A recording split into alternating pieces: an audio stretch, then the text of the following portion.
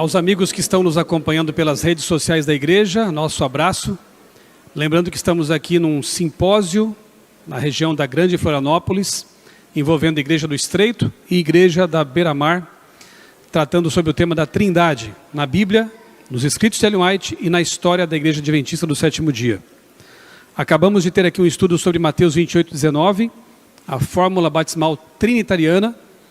Acabamos de provar pela Bíblia, pela história dos manuscritos, pelos textos de Ellen White também, que é um texto autêntico, Mateus 28:19, que a Igreja Adventista, desde sua origem, vem obedecendo a voz, ao comando, à ordem do Mestre, e seus pastores têm realizado batismos para a honra e glória de Deus, de acordo com o que Jesus ensinou. Em nome do Pai, do Filho e do Espírito Santo. Se você perdeu a aula anterior, o tema anterior, está aqui no canal da igreja, estará também à disposição no meu canal no YouTube. É só você colocar no buscador desses canais Mateus 28:19 e você encontra então esse estudo que tivemos aqui há pouco. Porque o tema de agora é: quem é Jesus? Quem é Jesus Cristo? Eu diria que dos temas que nós nos propusemos a trazer para a igreja aqui nesse fim de semana, com certeza é o mais encantador. É o que nos enche de mais alegria falar sobre. Porque, afinal de contas, Jesus é tudo para nós, né? E quando nós entendemos quem é de fato Jesus, o nosso coração se enche de amor, transborda, né, ao entender que ele não foi apenas um mestre, um profeta, um revolucionário, como alguns aí querem, né? Ele era Deus em forma humana aqui na terra. Isso é maravilhoso, para dizer o mínimo, né? Antes de entrarmos aí no tema, propriamente, deixa eu mencionar mais uma coisa. Eu creio que Deus me permitiu viver algumas experiências, até para poder depois contar para vocês algumas coisas. Uma delas foi o fato de que eu já servia a Igreja de Deus antes de ser pastor, como eu disse no primeiro tema. E mesmo que eu deixasse de ser pastor, eu não faria outra coisa. Eu continuaria servindo a igreja, ao Deus da igreja, melhor dizendo. Porque isso é o que move todo cristão, né? A nossa igreja não tem essa ideia de clero e leigos, né? Nós somos todos aqui sacerdócio universal dos crentes. Todos aqui temos uma missão, independentemente do que estejamos fazendo profissionalmente, né? Eu já trabalhei como jornalista, como professor e hoje como editor na CPB e sempre dediquei minha vida para pregar o Evangelho. Por quê? De graça recebestes, de graça dai. Alguém me apresentou essa mensagem maravilhosa 30 anos atrás. Eu mudei minha cosmovisão, encontrei a real esperança. E como eu guardaria esse tesouro para mim? Então, independentemente do que eu esteja fazendo, profissionalmente, vocacionalmente, uma coisa nunca vai mudar. Eu sempre quero pregar desse meu Senhor que me resgatou. E outra coisa interessante, durante 3 anos, eu trabalhei na editoria de livros de Ellen White, lá na CPB. Já trabalhei com revista adventista, já trabalhei com livros denominacionais. Atualmente, já faz 7 anos, eu estou como editor da revista Vida e Saúde e Lição dos Jovens. Mas por 3 anos, antes de ser designado para cuidar da Vida e Saúde, eu trabalhei com livros de Ellen White. Que privilégio foi aquele. Com uma equipe ali de colegas, nós produzimos aquele box, não sei se vocês se lembram, Mensagens de Esperança, com 5 livros de Ellen White. Vida e Ensinos, Orientação da Criança, Eventos Finais, Mensagem aos Jovens, eu esqueci, eram 5 volumes, né?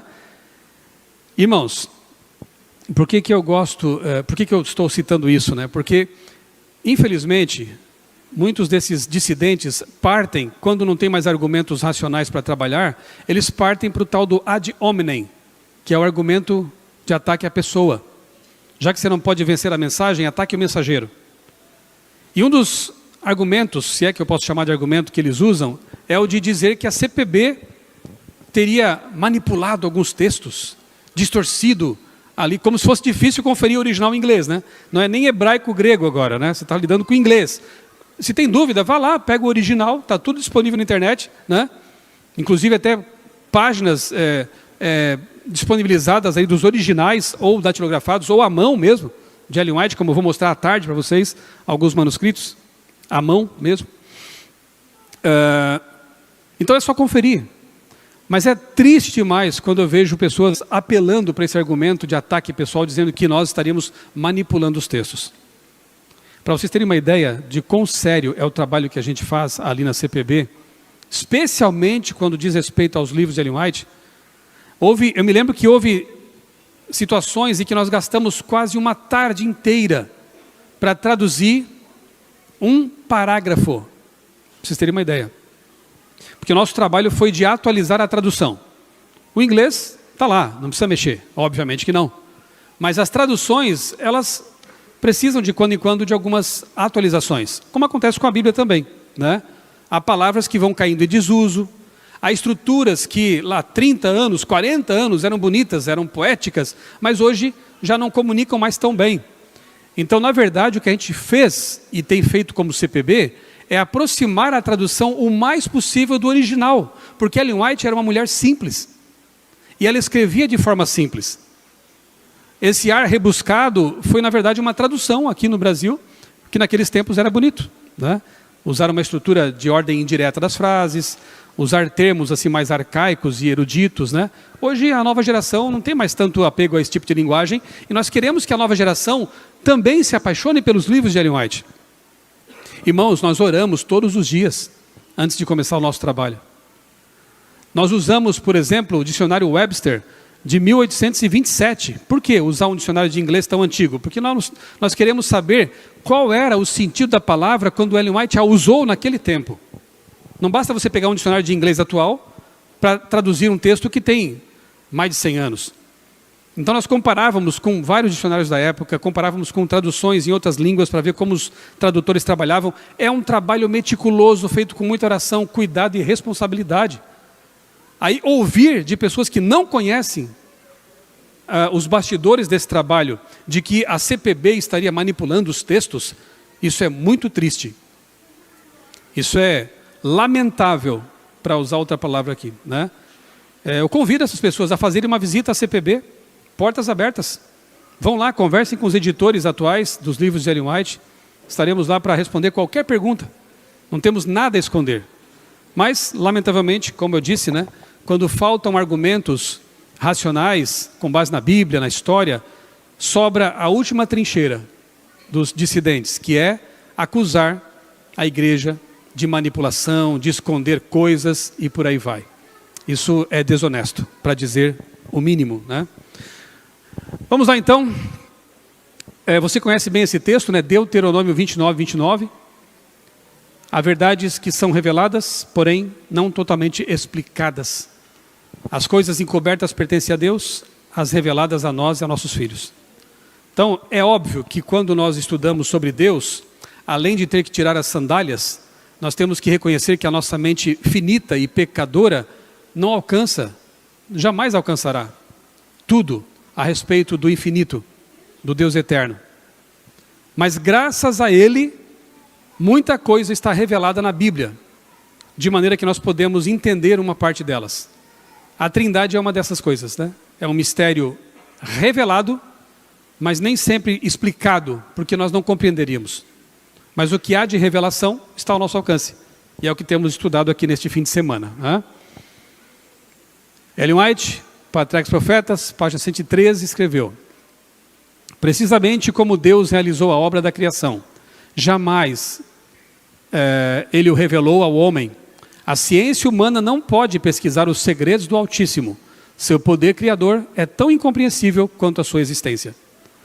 Se nem a criação, mesmo com a nossa ciência tão avançada, nós conseguimos entender bem, se nem o cérebro, pensando sobre si mesmo, consegue se decifrar, quanto mais entender o Criador. Então, repito, o que nós sabemos sobre Ele é porque Ele, na sua infinita bondade, revelou. Porque senão, saberíamos praticamente nada a respeito de Deus.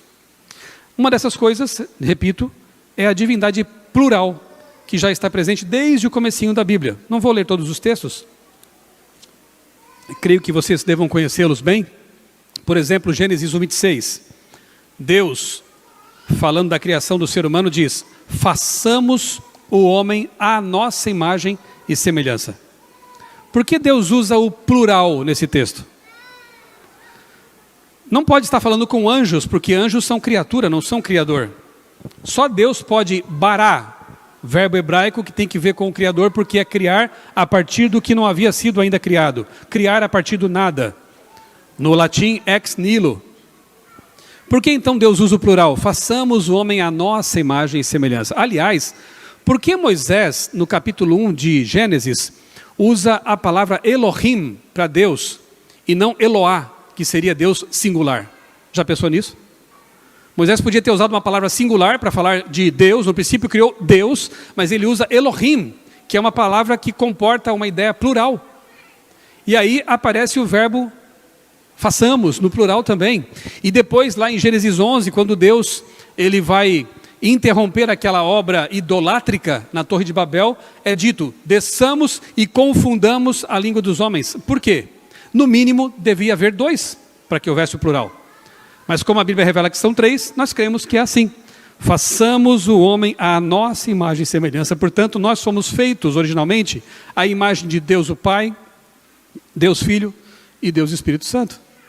Já está lá, é só ler com atenção, né?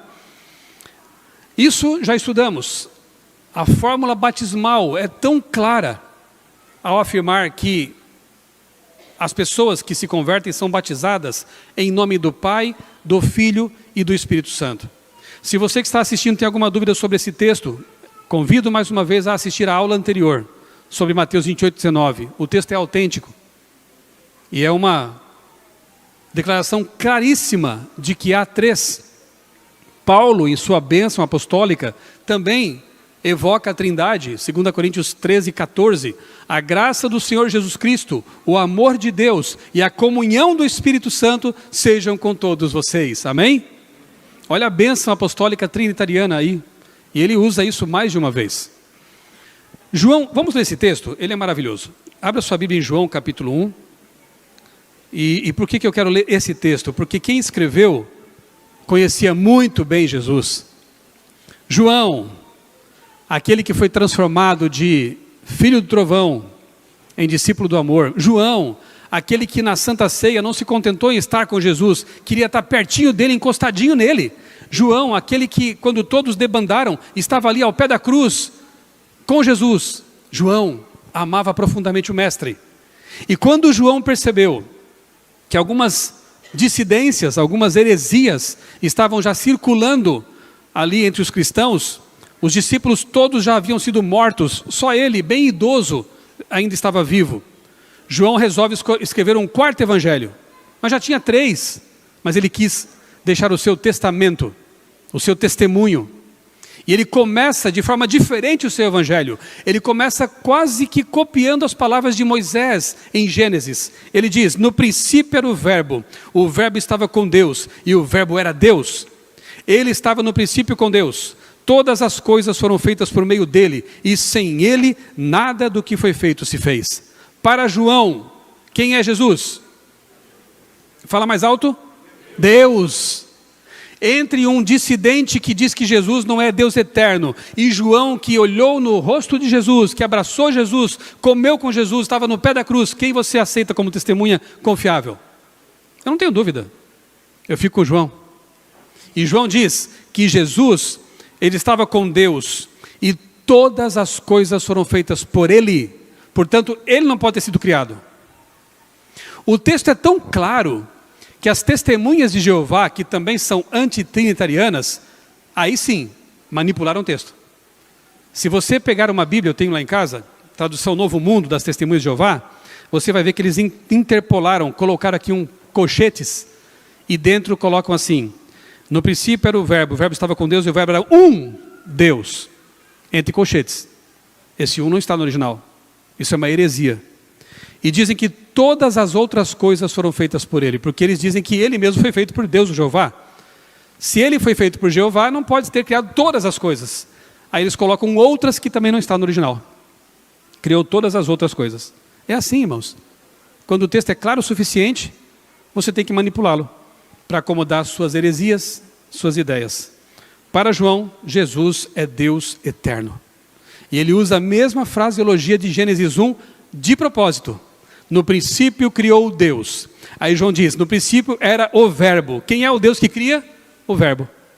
Jesus é o agente criador lá de todas as coisas, do universo, da terra, da vida na terra.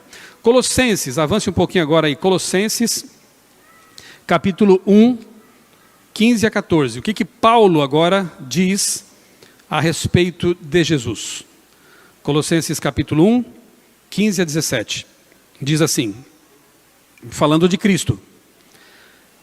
Ele é a imagem do Deus invisível, o primogênito de toda a criação. Pois nele foram criadas todas as coisas, nos céus e sobre a terra, as visíveis e as invisíveis, sejam tronos, sejam soberanias, quer principados, quer potestades. Tudo foi criado por meio dele e para ele. Ele é antes de todas as coisas, nele tudo subsiste. E no Apocalipse ele vai ser chamado por João também de Alfa e Ômega. O que é Alfa? O que é Ômega? A e Z. É o primeiro e o último. Se ele é o A, o Z, o primeiro, como ele pode ter sido criado? E por que eu estou insistindo nesse ponto? Porque os antitrinitarianos, ex-adventistas, não negam que Jesus seja Deus, mas têm ensinado que ele é um Deus gerado do Pai. E isso é bem complicado, como veremos aqui nesse estudo. Eles não negam que Jesus seja Deus, mas afirmam que Jesus não é eterno, como o Pai. Que ele foi gerado em algum momento passado. Isso viola a palavra de Deus. É como eu disse ontem à noite.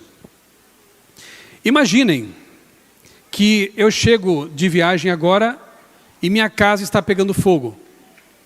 E meus filhos estão lá dentro. Eu corro para o vizinho e digo, amigo, vem aqui por favor, entra lá para salvar meus filhos. O que você acharia de mim? O que você pensaria sobre mim? Você é um covarde, né? Isso não é pai. Um pai de verdade faria o quê? Enfrentaria chamas. Nem que eu morresse nisso, mas eu vou enfrentar chamas para salvar meus filhos. Agora pense, o Criador. Adão e Eva pecaram. E agora? Eu vou criar um semideus, eu vou criar um outro Deus, e vou mandar ele morrer por eles. Crio Jesus, claro que não tinha esse nome antes da encarnação, né? Mas vamos lá, cria Jesus e diz, vá, morra por eles. O que você pensaria do Pai? Eu também teria minhas dúvidas sobre o amor do Pai. Mas quando eu entendo que tanto faria se o Pai, o Espírito ou Jesus encarnasse e viesse morrer por nós, porque eles são um em pensamento, um em amor, eternos, eu amo mais ainda o meu Deus. Porque o próprio Deus, na pessoa de Cristo, veio morrer por mim. Não é bom demais saber disso? Ele enfrentou as chamas por mim, não chamou o vizinho. Não criou um outro para morrer por mim. Ele veio, ele mesmo em pessoa. Ele que é o Criador, como João está dizendo, veio morrer por mim. Isso me enche de amor pelo Criador. Satanás não ataca, por acaso, doutrinas fundamentais como essa, a pessoa de Deus. Satanás quer que você, como ele sempre quis, minimize a pessoa de Cristo e negue o Espírito Santo. Fazendo isso, para ele está muito bom. É a doutrina basilar, irmãos, a doutrina de Deus. Sem Deus,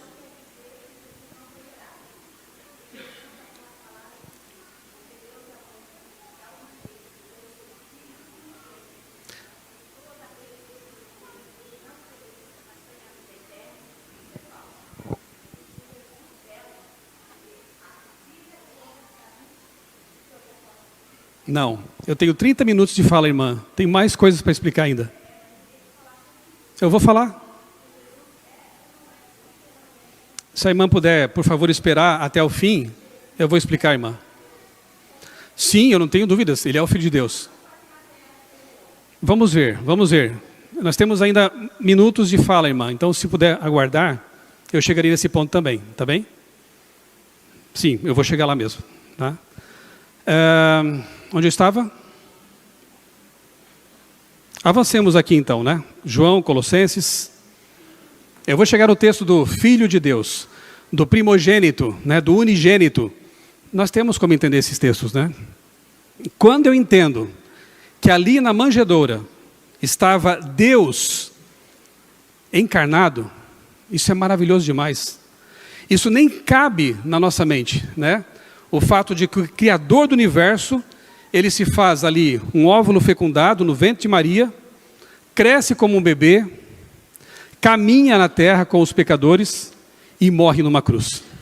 Isso é tremendamente maravilhoso. É algo que extrapola nossa compreensão.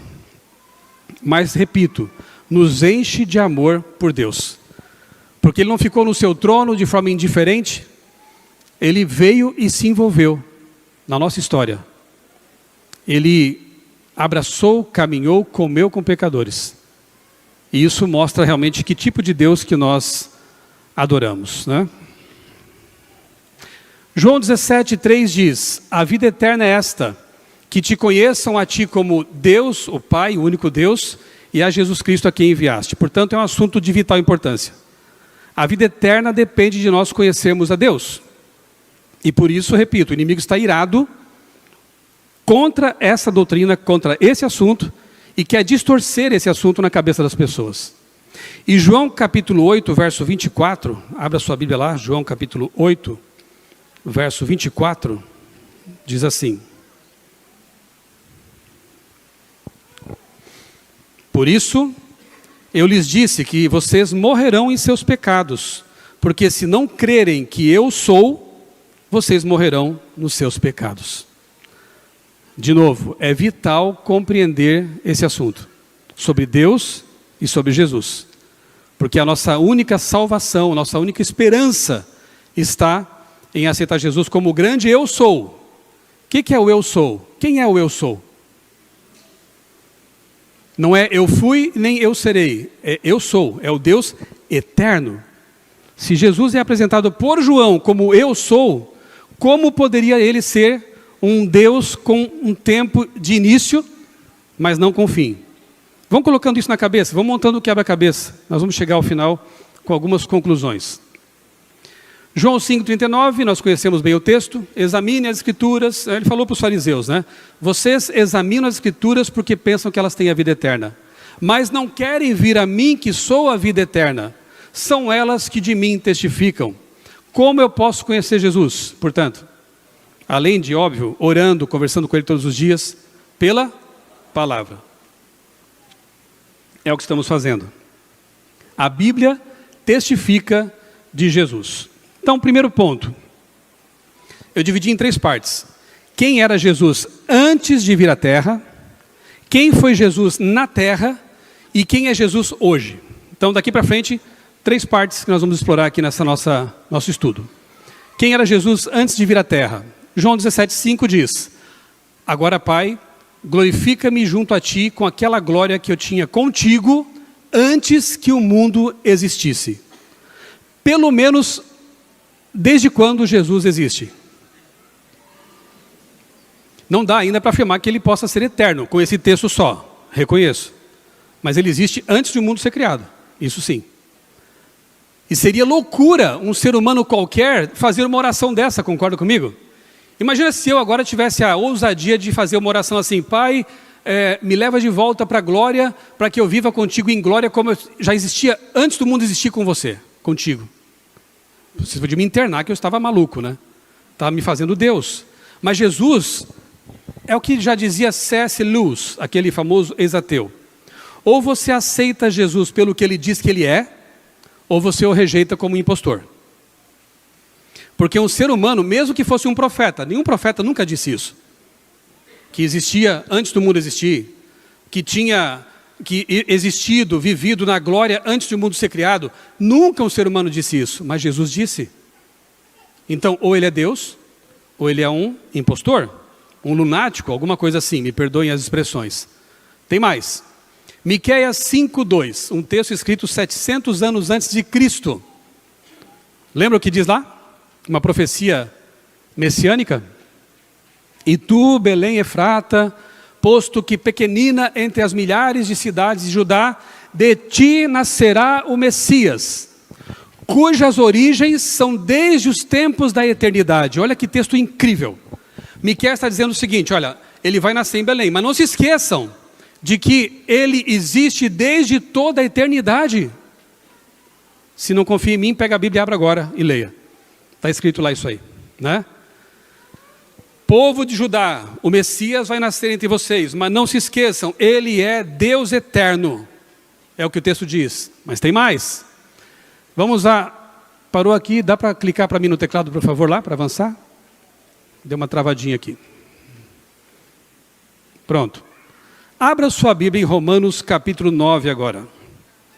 Romanos capítulo 9, verso 5. Romanos 9, 5. Acharam? Vejam que texto maravilhoso esse aqui também. Eu vou ler o 4 também para a gente pegar mais o contexto aqui, tá? Romanos 9, 4 e 5. Diz aqui o apóstolo Paulo: são israelitas, a eles pertence a adoção, assim como a glória, as alianças, a promulgação da lei, o culto e as promessas. Os israelitas, né, tinham tudo isso aí. Deles são os patriarcas, dos israelitas, deles são os patriarcas. E também deles descende o Cristo, segundo a carne, o qual é sobre todos Deus bendito para sempre. É mais ou menos o que Miqueias diz lá no seu texto. Paulo está lembrando os judeus do seguinte: olha, Jesus, segundo a carne, hoje dizemos genética, né? Jesus, geneticamente, ele é um judeu. Mas não se esqueçam de que acima disso, ele é o quê? Lê de novo. Deus bendito para todo o sempre. O que é para todo sempre? É isso mesmo. Para todo sempre. Sem princípio, nem fim de dias. Era importante que Paulo frisasse isso, porque na terra, Jesus era essencialmente um ser humano. Você o veria comendo com as pessoas, você o veria caminhando, sentindo cansaço, você o veria chorando, rindo. E a tentação talvez fosse de pensar que, por quê? Como assim ele é Deus? Eu estou vendo um ser humano. Mas ele se revela como Deus. E João, voltemos a João, ele escreve seu evangelho para combater a heresia gnóstica que apresentava Jesus como não sendo Deus. Por isso João se preocupou em deixar um último testamento. É o seu evangelho. Por isso João diz que registrou 7 milagres de Jesus para que as pessoas crescem que ele é Deus. Um dos quais a ressurreição de Lázaro, em João 11, e vários outros milagres. O evangelho de João tinha a intenção de desfazer a heresia segundo a qual Jesus não podia ser Deus. Esse era o propósito. Temos mais. Isaías 9:6. Vamos lá para o Antigo Testamento. Isaías 9:6. Esse é um texto muito, muito claro. Isaías 9, verso 6. Aqui não tem como afirmar que não seja Jesus. Fala até que era um menino, né? Judeus, quando entendem esse texto, se convertem. Porque aceitam Jesus como Salvador. E o texto diz assim, ó: porque um menino nos nasceu, um filho se nos deu, o governo está sobre seus ombros, e o seu nome será... Quais são os nomes dele? Maravilhoso Conselheiro, Deus Forte, Pai da Eternidade, Príncipe da Paz. Amém? Amém. Quer paz no coração? Convide Jesus para morar ali. Você quer sentir a força de Deus protegendo você contra o inimigo? Convide Jesus para morar em sua vida, em sua casa.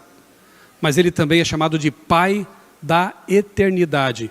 Você acha que alguém que é chamado de Pai da Eternidade poderia ter começo de dias? Fala para mim. O que é eternidade? O que é eternidade?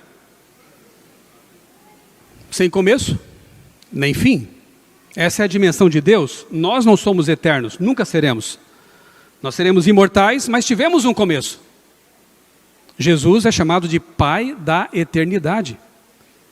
Tá, mas aí como é que eu vou entender que ele foi gerado? Vamos atender, né, a solicitação da irmã e chegaremos lá. Bem, se esse texto de gerado quiser dizer o que alguns querem, a Bíblia tem que ser jogada fora. Porque um texto não pode ser colocado contra outro texto inspirado. Aqui, Isaías diz que Jesus é o Pai da eternidade, portanto, é eterno. Em Hebreus, nós vamos depois ler esse texto, é dito que ele foi gerado, ou que ele é o unigênito de Deus. Então, quem é que está errado? Paulo? Isaías? Os dois? Ou a gente não está entendendo, a gente, eu digo alguns, não estão entendendo o que Paulo quis dizer. A Bíblia tem que ser harmonizada. A Bíblia tem que ser harmonizada. E é isso que faremos aqui no nosso estudo. Jesus é o Pai da eternidade. João 1,18 é o texto. Chegando ao ponto, irmã. Ninguém jamais viu a Deus, mas o Deus unigênito que está junto do Pai o tornou conhecido. João 1,18. E agora? Ninguém nunca viu Deus o Pai, mas o Deus unigênito é que foi visto pela humanidade. Será que essa palavra unigênito no original quer dizer que ele foi gerado como um ser humano comum, algo assim? Vamos analisar Hebreus 11:17? Abra lá em Hebreus 11:17. Como é bom ter a Bíblia, né? Acessível. E como é bom comparar textos com textos para entender o seu devido contexto. Hebreus 11:17 diz o seguinte. Acharam? Vou esperar um pouquinho aí para vocês encontrarem. Estou vendo páginas sendo folheadas ainda. Ok? Pela fé, Abraão, quando posto à prova, ofereceu Isaque. Aquele que acolheu as promessas de Deus estava a ponto de sacrificar o seu único filho. O seu filho unigênito. Mas eu pergunto, Abraão tinha só um filho? Quantos ele tinha nesse momento aqui, pelo menos? 2. Isaque e Ismael.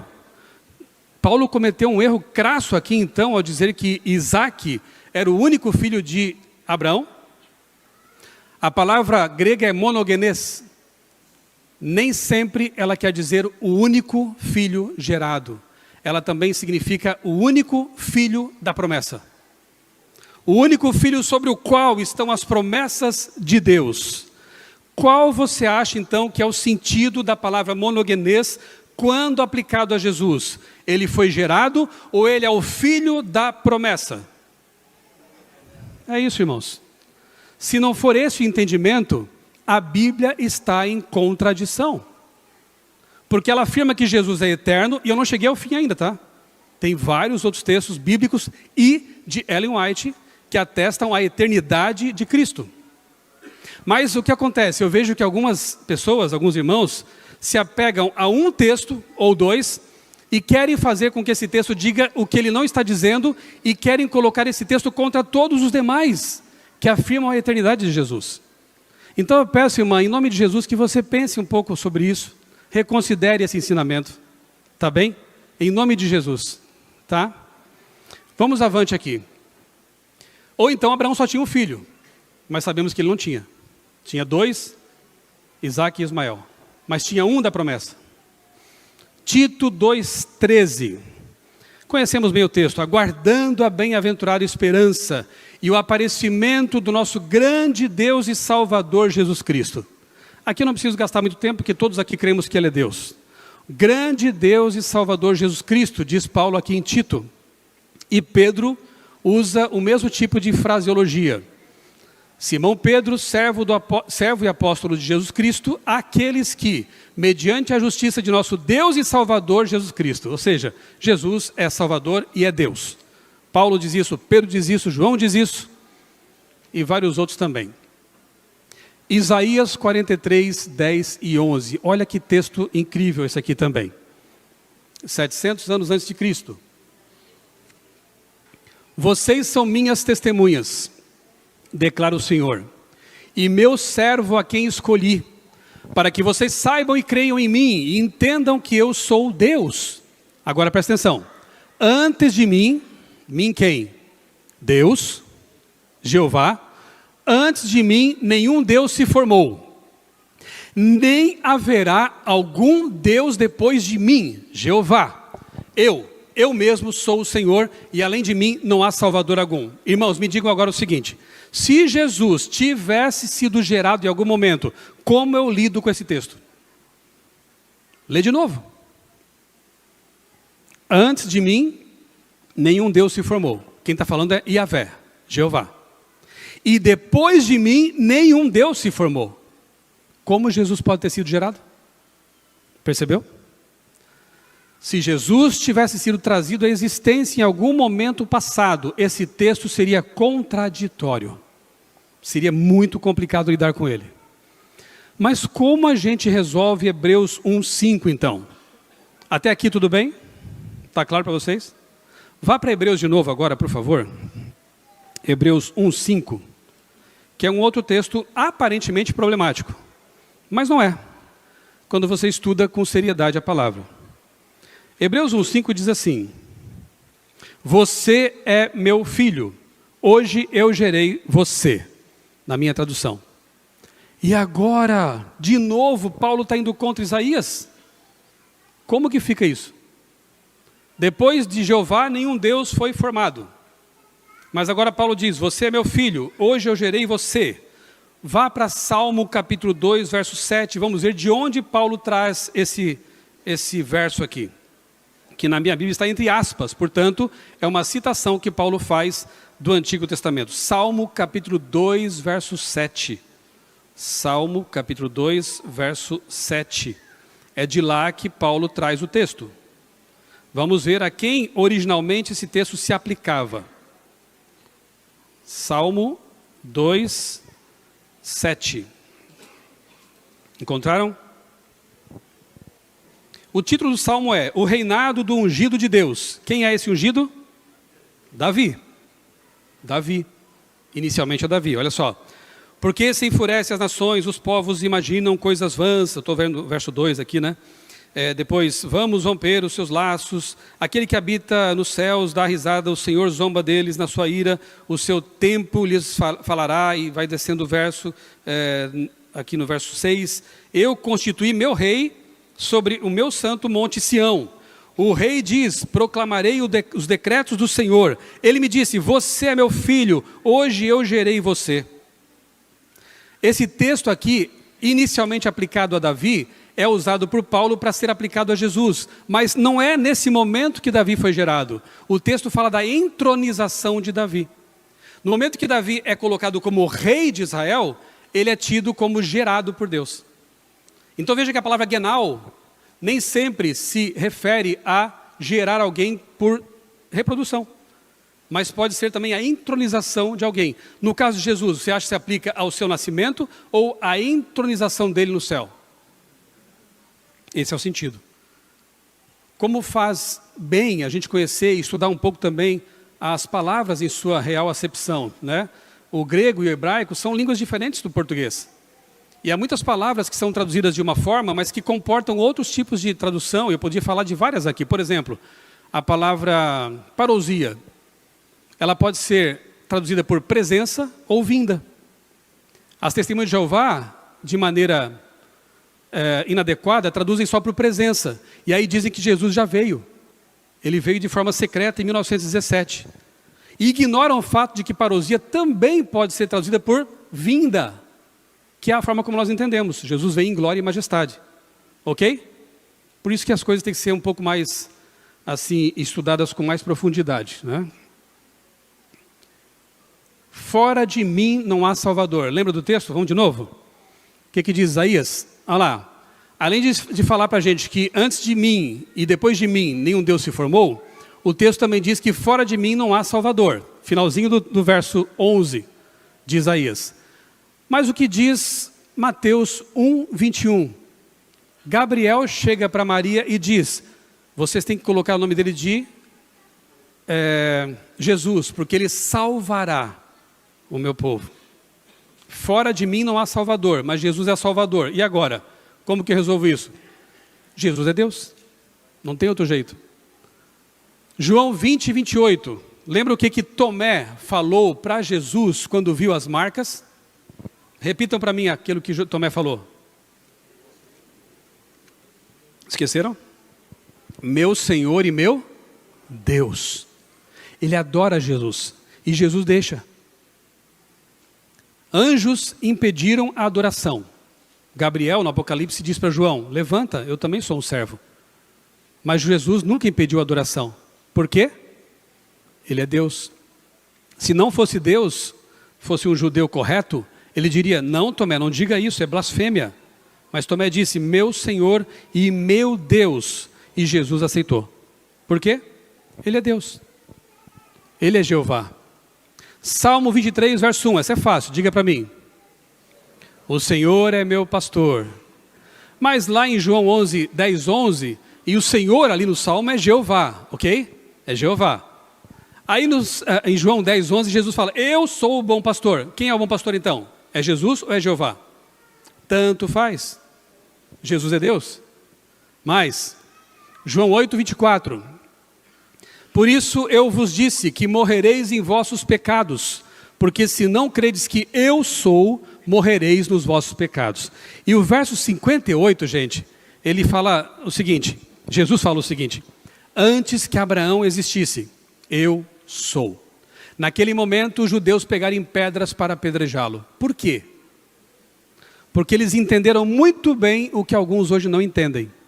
Ao Jesus dizer eu sou, a expressão grega ego eimi, ele estava fazendo referência direta a Êxodo 3,14, em que Deus aparece para Moisés na sarça e diz assim: eu sou é quem te envia. O hebraico é anihu, corresponde ao ego eimi de João 8,58. Ou seja, os judeus entenderam muito bem que Jesus está dizendo o seguinte: antes que Abraão existisse, eu sou aquele Deus que apareceu para Moisés. Anihu é o Deus eterno. Por isso quiseram apedrejá-lo. Seria uma blasfêmia se Jesus não fosse Deus. Pela lei judaica mereceria ser apedrejado. Mas não deveria ser, porque ele é Deus. Irmãos, toda vez que Jesus diz eu sou a porta, eu sou a videira verdadeira, eu sou o bom pastor, esse eu sou é uma afirmação de sua divindade, porque ele corresponde ao anihu lá do hebraico. Toda vez que você lê na Bíblia, muitas vezes, né, o eu sou é uma afirmação de Jesus, de sua divindade. Filipenses 3, 6 e 7, que texto lindo, né? Ele, sendo em forma de Deus, não teve por usurpação ser como Deus, mas se esvaziou, assumindo a forma de ser humano, de servo e finalmente morrendo na cruz. Somente quem pode se esvaziar de algo? Somente quem? Quem está cheio disso? Eu dizer de mim mesmo, eu me esvaziei da minha divindade, seria loucura, porque eu sou um mero ser humano pecador. Mas de Cristo, Paulo diz, ele se esvaziou e não se agarrou ao fato de ser Deus. Portanto, Jesus é Deus pleno. Eclesiastes 12, 7. Salomão escreveu: e o pó volte à terra como era, e o espírito, no hebraico é ruach, volte a Deus. A palavra Deus ali é a tradução do Elohim, que é plural, você já sabe. O espírito volte a Elohim que o deu. Está claro esse texto? O pó volta ao pó, e o espírito, o fôlego, volta para quem? Para Deus? Elohim? Ok. Agora então abra comigo em Atos 7,59. Atos 7,59. Eu falei que a gente ia estudar bastante textos aqui, né? Então é um estudo bíblico. Isso é maravilhoso. Atos 7,59. Que diz assim: enquanto o apedrejavam, Estevão orava dizendo, presta atenção agora na oração de Estevão: Senhor Jesus, recebe o meu ruach, que é o ruach no hebraico, aqui é pneuma no grego. Senhor Jesus, recebe o meu espírito, meu fôlego. Estevão cometeu uma blasfêmia. Sim ou não? Se você negar que Jesus é Deus pleno, sim. Se você aceitar Jesus como sendo Elohim, Jeová, Deus eterno, não. Estevão sabia muito bem o que estava dizendo. Ele inclusive viu o céu aberto e Jesus lá, olhando com carinho para ele. Senhor Jesus, recebe o meu fôlego. Mas Salomão diz que o fôlego é recebido por Elohim. E agora, Jesus é parte desse Deus triuno. Ele é Deus também. Se não for assim, temos mais uma contradição. Mas não temos, obviamente.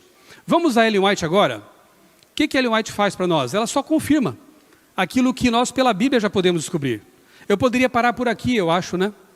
Já está claro para vocês? Vamos apenas agora confirmar, porque nós cremos que Ellen White foi uma mulher usada por Deus como uma profetisa para os últimos dias.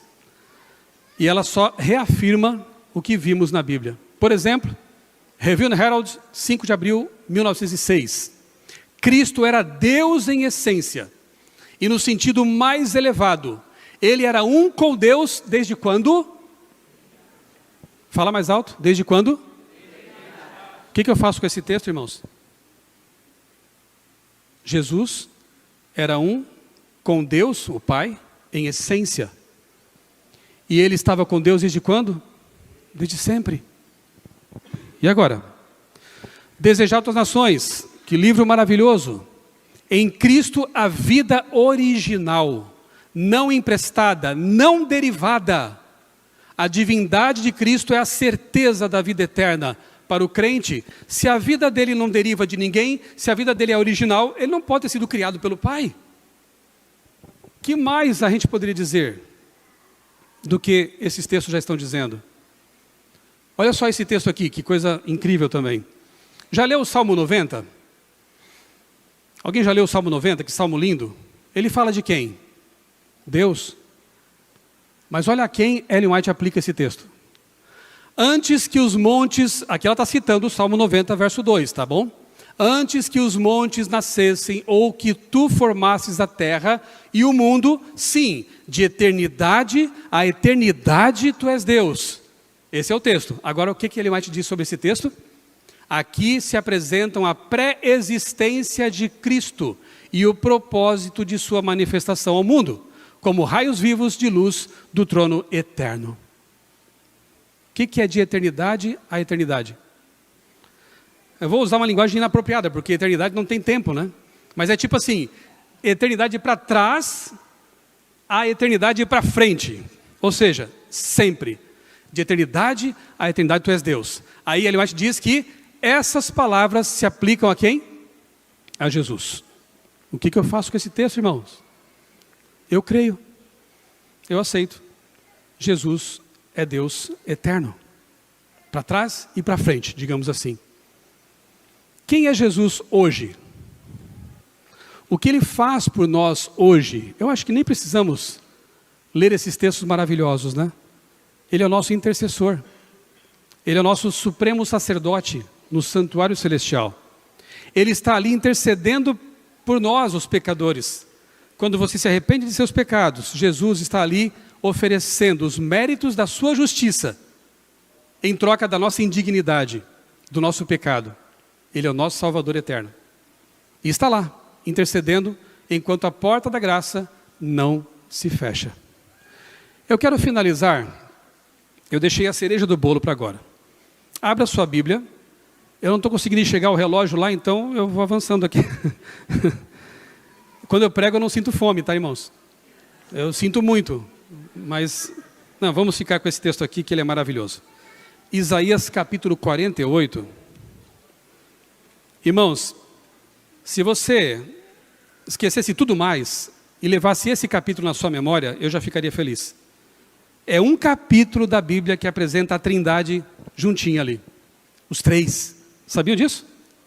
No ano bíblico você percebeu isso? Vamos começar aqui no verso 1. Acharam? Isaías 48, verso 1. Escutem isto, casa de Jacó, vocês que se chamam pelo nome de Israel e saíram da linhagem de Judá. Vocês que juram pelo nome do Senhor e confessam o Deus de Israel, mas não em verdade, nem em justiça. É uma repreensão, né, ao povo de Israel no momento que estavam vivendo longe de Deus. Da santa cidade tomam o nome e se firmam sobre o Deus de Israel, cujo nome é Senhor dos Exércitos. Aqui no original é Adonai Tsevaot. Adonai Tsevaot, o Senhor dos Exércitos. E o nome para Deus é Yahweh, ou Jeová. Ok? Até aqui estamos falando de quem? Deus, o Senhor dos Exércitos.